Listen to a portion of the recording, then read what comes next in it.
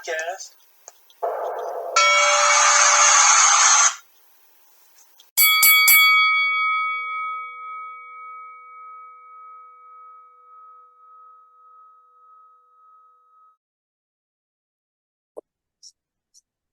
What's going on, Fight Bros podcast listeners? We're coming at you today with another MMA show. I got a great one for you today. We're continuing our series with Titans of the Cage, covering their TOC 35 event on April 13th at the Wytheville Meeting Center. Last time we interviewed Micah Sheffy, and this time we're interviewing his opponent that's going to be competing against him in this Legends Championship Kickboxing Bout at TOC 35. So I want to introduce everybody to Josh, the Great Dane Cook. Josh, thanks for coming on today. What's going on, man? How you this evening? Pretty good. You doing okay? Yes, sir. Yes, sir. Everything's well, man. Good. Thank you for coming on. No problem. So I just wanted to start out, I like to ask people, give our guests a little bit about you. Tell me, where you're from and where you train out of. Okay. Well, if you're familiar with TOC and you've been watching TOC for a while, you pretty much know who I am. I've been around, I ain't been around as long as Micah has, but I've been around long enough that most of the people that, even though I'm 3 hours away from Wytheville, most everybody out there in that area knows who I am. So, but yeah, they know me as the Cookie Monster. My last name being Cook, the Cookie Monster just kind of stuck with me through the fight game and stuff. So, and as far as my training goes, man, and where I train it up, I've never really been set to one specific gym. So if I got to give like a shout out to like what gym I train at, I think it would just have to be like the state of Virginia, man. Like a lot of my training and stuff over the years, man, it's just been me floating around from gym to gym, all through Virginia. Because like where I'm from, there's not like a big big place where you can train, MMA and stuff like that. So I guess like Super Rhino, Muay Thai out of Clarksville, that's one of them. 10th Planet Jiu-Jitsu in Henderson, that's another one. Lux Boxing in Danville. Even down at Ring Combat. I've been to Ring Combat a few times and messed around with them boys out there. So, all over Virginia, man, all over Virginia. So, do you feel like that's beneficial just to kind of get, different stuff from each gym and bring it together to make it your own? Well, I think the biggest thing gaining out of that, man, is the variety of people that I get to see. Instead of being locked down to the one gym and being, and training with the same people, week after week after week, going through the same routine with the same people. Over the years, man, I've mixed it up with so many different people. Even like, what do you call it? Rock Bottom, Jim O'Lucas's gym. O'Malley Uprise out of Burlington, it's just so many different gyms throughout Virginia. I've, been around and sparred and trained with so many different people that I'm normally super comfortable just being solo and walking into somebody's gym and sparring, most of the gym in there. So it's been super beneficial over the years, man. Yeah, I like it. So, most of this podcast here is about fighting, but, I want the guests to know a little bit more about you. So aside from fighting, tell me a little bit about what you do, in between training, like your occupation and everything. Sure.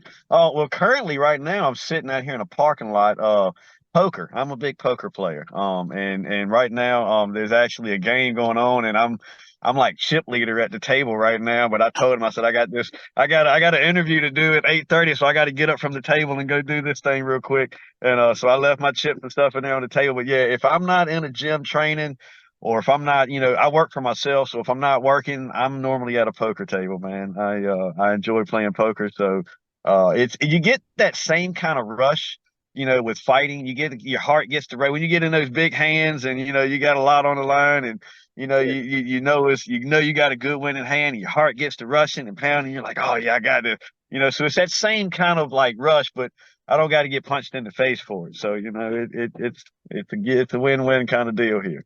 Hey, I like it. Yeah, well, I appreciate you taking your time, stepping away from poker. I certainly won't absolutely, man. Absolutely. Yes, sir.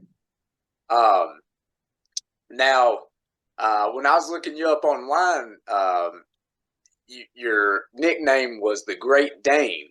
Now, is that still what you prefer to go by as your nickname, or you said the Cookie Monster earlier? Which one do you prefer to be Yeah, well, announced as? when I first got started in the MMA, like Cookie's kind of always been my nickname over the years and stuff. Just cause my last name being Cook, everybody was just like, "Hey, Cookie, this, that, and other." But when I got started in MMA, my middle name is Dane, so the Great Dane, just kind of just played in a part with it. So that's what I chose, sort of fight name. And but then just as the years went by and just, people just referring to me, Cookie, the Cookie Monster just kind of came along and I actually got the Cookie Monster tattooed on the leg here back for my birthday back last year. So I think the Cookie Monster is what we're gonna rock with. That's about what everybody calls me and knows me by. So I dig it, man. It's unique to myself, so I like it. I like that. So TOC 35, when you're walking out there going, now she has the Cookie Monster. Well, more than likely, if it's Caruso, he's going to announce me as Josh. It's going to be announced as the Cookie Monster, Josh, the Great Dane Cook. So it's kind Hey, of a whole yeah, extended thing right there. So old Rick Caruso knows the deal. We hey, give I a like. shout out to Rick. He knows how to do it. So Yeah, he does a great job. I like he what he does. does. Yep. And so people always give me, great stories about how they got involved in MMA. So many people have so many different answers. So, how did you get started in MMA Huh. and kind of get started with this journey? Huh. Well, I used to be a big old heavy set fat boy back when I'm in my late teens, early 20s. I used to be like 240, heavy set, overweight.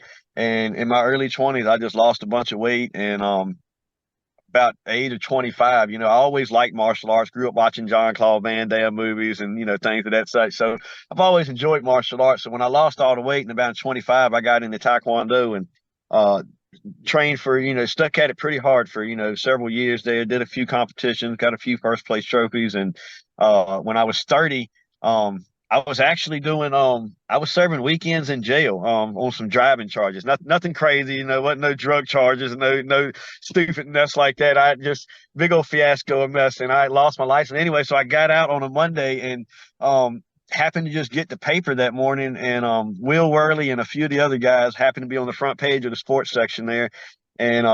And one thing led to the other, and I linked up with them guys, started sparring, and within a few months of me sparring with them, I had then booked my first fight out at Spartica in Virginia Beach, and then I think my second fight was my third fight ended up being I think with TOC. So that was back in like 2015, I believe it was. So that's where the whole martial arts thing kind of stems from. And now I'm being 38, coming up on 39. I'm running up on the end of it now. I can't hang with the 20-year-olds no more, but I still got some fight and some dog left in me. So I'm gonna try to give Mika hell here in a few weeks. So Hey, I'm looking forward to it. um, so as you just mentioned, you're an OG to the fight game and OG to Titans of the Cage. You're a Hall of Famer with Titans of the Cage as well. How did you get involved with them and start fighting for that promotion? Um, well, when I got started, when I fought for Spartica, and I think if I'm not mistaken, I think it got mentioned about TOC that they were another fight promotion, and they ended up were looking for somebody to fight, and I think Kyle Rodriguez was the first guy I fought with them, and and actually I fought for them, and then so my first three fights I lost. I lost my first three fights. The first fight, my third fight was my first fight with TOC, and I think my fourth fight, I actually wasn't even supposed to fight that night. We had went back out to TOC, and I was gonna corner a couple of my guys, and somebody pulled out, and it was like an hour before the fight, and I had already been on Facebook, before the fight, on the way to the fight that day. I had been on Facebook all hype, yeah, I'm ready to fight. I'm ready to fight, blah, blah, blah. And so when we got to the venue and somebody had pulled out, lo and behold, here comes Kim. She didn't call my number. She was like, well, you said you wanted to fight. So an hour before the fight, I was suited up and ended up fighting Raymond Green. And we went all three rounds and I won. So that was my first win, on the hour's notice fight. And so that was the second time I had fought for TOC.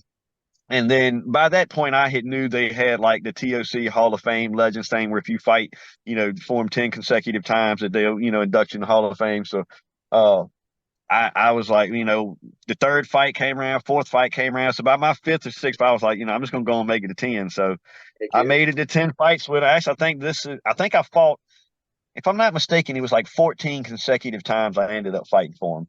And but Robbie Ring was my 10th fight with him. So for my 10th fight, I got to spar the man himself. I mean, not spar, but I got to fight the man himself, Mr. Razor Robbie. So that Hey, was that.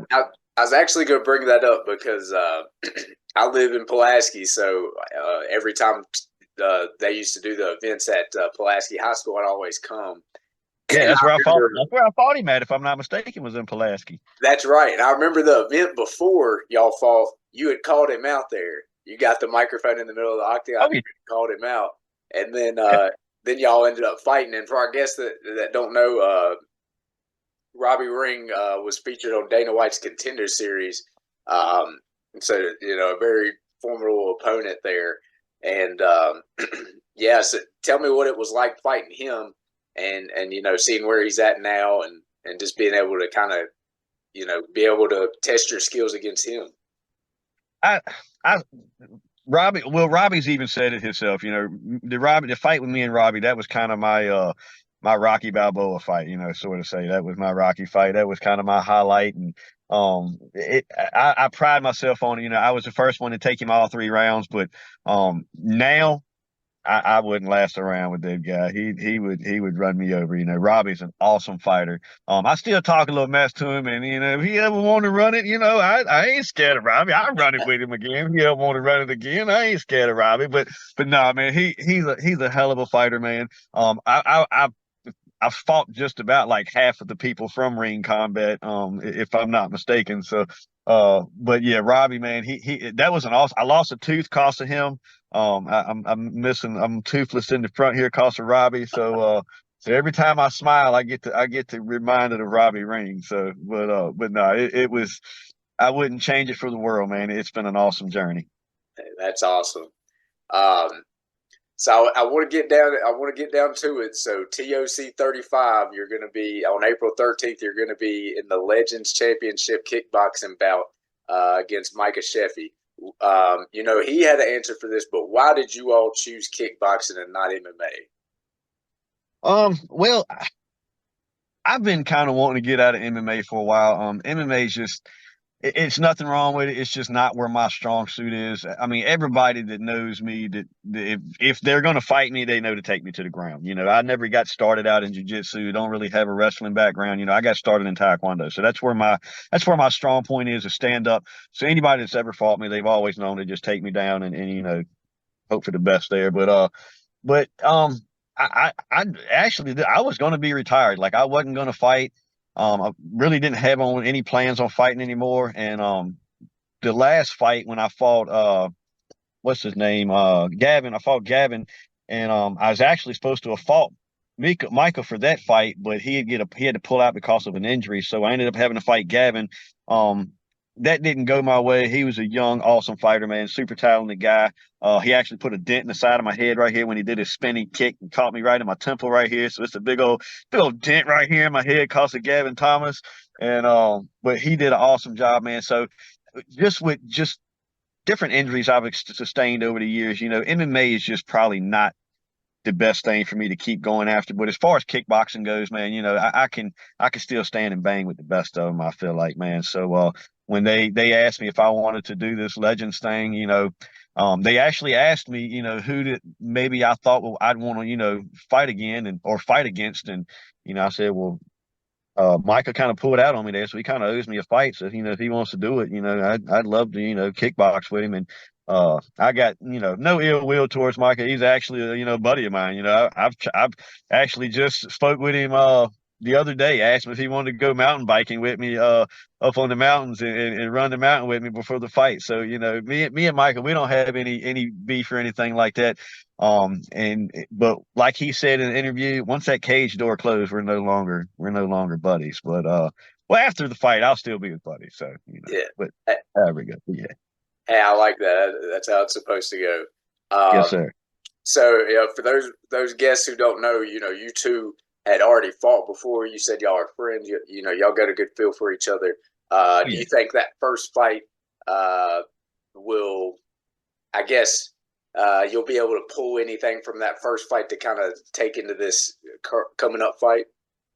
Um, it was 4 years ago, so it's hard to judge, how it's going to go. As far as if it were MMA fight, I kind of know how it was going to go. But being that it's a kickboxing fight, I know what I'm going to do, but I've never really seen a lot of Micah's stand-up ability. I mean, he said it himself. Most all of his fights, he wound up on the ground. So I know he's an awesome ground fighter.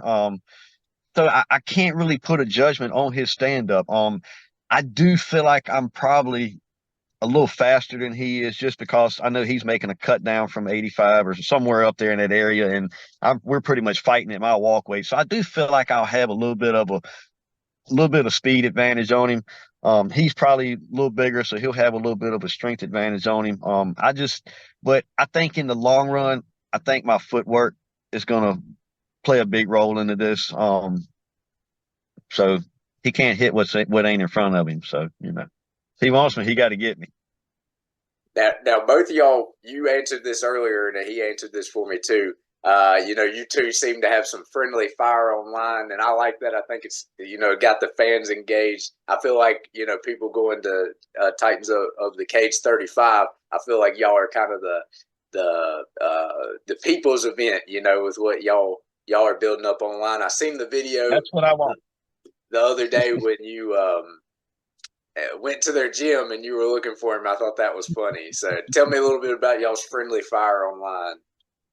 Everybody that knows me, man, knows that I'm gonna be the first one to talk a little mess to somebody, man. Yeah, and everybody knows that I don't mean no harm by it, man. I just like to ruffle a little feathers, and it just kind of helps sell the fight a little bit, man. People get to. I mean, now don't get me wrong. Now, when I tell the man I'm gonna give him work and I'm gonna put it on his ass, I mean it. I'm gonna give him hell. I mean it. But they all know that there's no animosity, there's no ill will, man. I like Pete. This is America. Everybody loves a little drama. Everybody loves a little bit of trash talking. Uh, and I learned that really well when I fought Robbie. Me and Robbie, we went a whole year of talking trash to one another on Facebook before we finally fought. And everybody and their cousin wanted to see that fight. So it just kind of helps, when you get to talking a little mess like that. People want to see it backed up. So hopefully, in just a couple of weeks, I'll be able to back it up. So. That's right. So my next question is, like you said you can kind of see, this kind of winding down. What are your goals right now in the fight game? Are you just doing this for fun? If something interesting like this comes along? They've been after me to go pro for years, man. Why don't you go pro? This is fight number 26 for me, and they've been at go pro, go pro. And to me, man, once you go pro, it becomes a job, and it's not fun no more. Now you got the rules get tighter, the whole game just tightens down once you go pro. And, I enjoy just the amateur side of it, man. It's a hobby thing to me. I enjoy the spotlight you get from it, the interaction with all the people that I'm able to walk around and, communicate with everybody. And, it's a whole different atmosphere, I feel like, on an amateur level versus going on the pro side. And to me, I don't need to collect a paycheck to go in there and fight somebody, man. I just do it just for fun, man. And when I'm 60, 70 years old, I can look back on all of this and say, yeah, I did it. When I'm watching Robbie Ring on UFC, I can say, yeah, I fought him, a few years ago. So, it's just, to me, man, it's nothing more for me to just tell a story about later in life. Hey, well said. I like that. So last little bit, I just want to ask you some fun questions, then we'll let you get back to poker. Yep. So, you do the sport. Are you a spectator of the sport? Like, do you like watching UFC, boxing, any of those? Man, if it's not me on the screen, a lot of times I don't want to watch it. That's just, I don't keep up with the UFC. I used to watch UFC and all that stuff back when Chuck Liddell and Tito Ortiz, and it was all, in the early 2000s back but then it got to where everybody and their cousin is in here fighting. You can't keep up with who got the belt no more and who's doing this. So I just kind of got away from it. But if you get into the question, I know you asked Micah the same thing about the Tyson and Du Flicker, and if that's what you going after, I think the whole thing is just a big money racket, man. I think that Jake Paul it's just to me it's the money racket. Everybody want to see Tyson win. If you don't want to see Tyson win, you're not an American. Hey, that's You're right. not you know what I'm saying? You ought not to even be here in America. If you don't want to see Tyson win, you're not a rigged, cold-blooded American. So you probably one of them new generation people that like Jake Paul and YouTube and all that TikTok mess. So, Hey, you that's know, right. the hell with them boys. But no, if it's I like to see Tyson win it, but I think in the long run, man, I feel like it's gonna be kind of the same thing with the McGregor and the Mayweather thing, man. I feel like it's just a whole just Yeah. a way for two guys to get paid, man. And I can't knock that. I mean, they getting paid a couple $100 million. I mean, shit, if I was 60, I'll go fight somebody for a couple hundred mil. Hey, But that's right. yeah, Now, now you mentioned some fighters that you said you used to you used to watch. Now, did you have a favorite fighter? Chuck Liddell. Chuck That Liddell. was that, Chuck Liddell, baby. He was the one back in the early 2000s. He was the one laying them flat, man, and that's what sold me was old Chuck Liddell. But I remember the first UFC fight I ever witnessed and watched was back in the early '90s. A buddy of mine, his dad was actually, back in those days, you could steal pay-per-view. Like you could somehow or another, you could put the card in and get like free pay-per-view. So he ended up getting the pay-per-view for free, and we could watch it, but we couldn't hear it. Like something was Oh, the deal where you couldn't hear it, but you could watch it. And Tank Abbott, I remember watching Tank Abbott come out there and fight somebody. So Tank was that one that was just like, yeah, he was a killer back in the early '90s when he come out there and knock him out and walk out the ring and not shake hands, not do nothing. He was on a mission. So I guess Tank Abbott would probably be that first one that kind of sold me on the UFC back in the '90s. But yeah, then it went into Chuck Liddell. So hey, I like it. Last two quick ones here for you. So April 13th, you got somebody in the crowd that's never watched you before. Maybe some kid that's wanting to get into it or something. Um, After it's all said and done, what would you want a first time spectator to say? Hey, I'm walking out of here tonight, and this is what I think about Josh Cook after that fight. mm, I want them when they see me fight, I want them to, I've never really been one to be like a great, like, you know, spectacular, one that's just, super awesome fighter. That's never really been me. I'm not a flashy kind of fighter. I'm not one to get out here and knock them out, in the first, 30 seconds. That's never been my thing. My thing has always been I'm gritty, man. I'm just a super gritty old country boy, man. I can get in there. I can take an ass whooping and keep on coming. That's what I've always prided myself on. I can lose a tooth and keep on coming after you. So I think that a lot of times, man, I didn't really get to showcase that in my last fight. My lower abdominal hernia kind of flared on me when I fought Gavin when we went to the ground. So that's kind of another reason I'm getting away from MMA just to, alleviate things like that. So I'd like to think that, once it's all said and done and they get done watching the fight, they're gonna say, you know what, that's a tough ass son of a bitch right there. So that's what I like to be known for, man. One of the tough ones. Hey, I love it. Well said. All right, last question. This is a Fight Bros podcast, but we don't always talk fights. We talk cryptids and mysterious creatures sometimes, aliens, Bigfoot. Are you into any of that? Is there a certain one you might think's real? Mm, I've never really been like one to believe in a lot of that stuff, but I think if we've got to to believe in something that's on the outside of the ordinary, mine would have to be aliens. Like I don't believe that we're the only ones in the universe, man. I believe that there's a whole nother like thing of worlds and stuff that we really don't know nothing about. So that's where I believe aliens would have to be my answer on that one. Hey, I like it. Well, Josh, I want to just give you the floor the last little bit. If you want to make a shout out or anything, the floor's yours. Oh yeah, man. Super big shout out to a lot of the guys here that's been sparring with me and stuff, training with me over the past few weeks. Matthew Hart and his guys out in South Hill. They're a jiu-jitsu group, man, but they're some good guys out there, man. They give good cardio workout and stuff. Super big shout out to Super Rhino, Ken Armstrong and his guys out there. They've been working with me. My Tennis Planet coach, Chris Hendrick, they've been working with me. Lux Boxing, a lot of them guys, man, getting out there, just the guys that know me, man, I appreciate everybody that's been, working with me. The guys at Round 30 up in Roanoke, got in a good fun day Sunday with them a few weeks ago, man. So I appreciate everybody, man, that's helped get me prepared for this, and hopefully we'll get out there and put them a good show here in a couple of weeks. Hey, well, listeners, you heard it here first. You don't want to miss this matchup. TOC 35, April 13th at the Wytheville Meeting Center. You got Josh, the Great Dane, the Cookie Monster, Cook versus Micah, the original Sheffy, in the Legends Championship Kickboxing Bout. You can get your tickets at www.tocfights.com. Come out and support. Josh, I want to thank you for coming on today, man. I enjoyed this, and Yeah, good absolutely, luck man. at your poker tonight, and best of luck on April 13th. I appreciate you, Rob. Hey, man, I'll end out with you here. Thanks for listening to the Fight Bros podcast. If you like what you heard today, like us on Facebook and like and subscribe to us on YouTube. Thanks for all your